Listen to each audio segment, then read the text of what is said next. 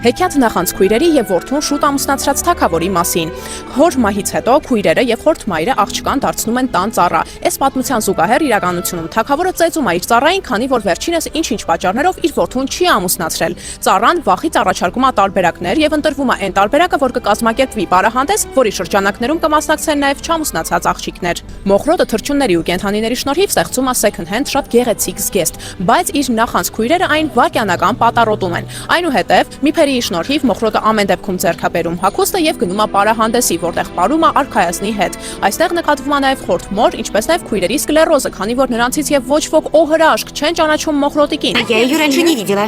Я тоже. Հնչում է ժամը 12-ը եւ միանգամից աղջիկը փախնում է այդ վայրից։ Բնականաբար աղջիկները իրենց շանսը չեն կորցնում եւ բորենիների պես հարձակվում են պոտենցիալ ամուսնու վրա։ Հետաքրքիր է, որ աստիճանների վրա մեկ բարձրակրունկ կորցրած աղջիկը շարունակում է վազել այդ աստիճաներով այնպես, կարծես անցել է դեֆիլեի շատ հզոր դասընթացներ, որոնց մասին մենք տեղյակ չենք։ Դրանից հետո ամբողջ քաղաքով մեկ արքայազնը փնտրում է այդ աղջկան անհայտ համարի կոշիկով ու բնականաբար օհրաշք գտնում է եւ ամուսնանում է։ Այսքանով սահմանափակվում են սոված խաղեր 1-ը։